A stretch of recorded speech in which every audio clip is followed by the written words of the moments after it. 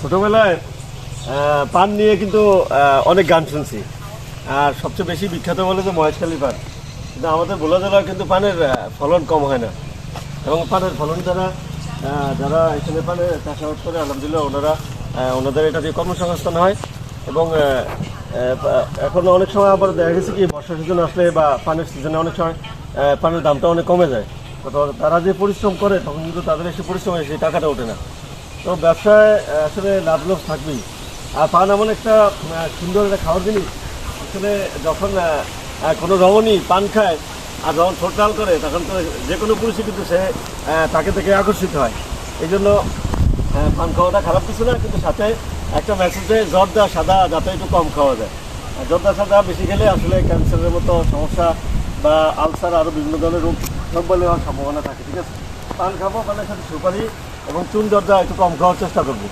আর বিয়ে বাড়িতে গেলে বা কোনো অনুষ্ঠানে গেলে দেখবেন যে আপনারা সবাই শেষে কিন্তু পান খেতে দেয়। এটা একটা সৌন্দর্যের জিনিস। বিড়ি সিগারেট যারা খায় তারা কিন্তু হচ্ছে লুকে খেতে হয়, মান সম্মানের হয়, কিন্তু পান অ্যাভেলেবল সব জায়গায় খাওয়া হয়। আর এই জন্য বিয়ে বাড়িতে যখন টেবিল সাজানো হয় টেবিলে কিন্তু প্রথমেই শেষের দিকে সব এসে পান সুপারি দিয়ে পছন্দ করে। তো যাদের এখনও পান করার অভ্যাস নেই তারা মাঝে মাঝে পান খাবেন। আর পান খাওয়ার যে গানগুলি সেগুলো শুনতে পারেন, এবং পান খেয়ে যে ঠোঁট লাল করে সেটা কিন্তু দেখতে খুবই সুন্দর লাগে। আপনিও চাইলে চেষ্টা করতে পারেন। আমি কইলাম না এখন আইন দাদা কি অবস্থা, পানের দাম কেমন এখন? হ্যাঁ, ভোলা ছাড়া কি অন্য জায়গায় অন্য কোথাও দেন না, শুধু ভোলা দিতে? আপনার বর আছে কয়টা এখন? আপনার বাসা এখানে কোন জায়গা বাসা? নবগাঁ জিনিস না? একটু জোরে কথা বলেন কাকা। জোরে কেন? আপনি পানের ব্যবসা করেন কত বছর থেকে? 20 বছর না?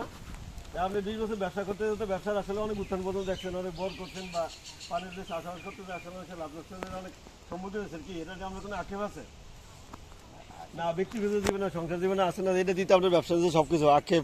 এদিকে তাকে একটু এক মিনিট বলেন একটু।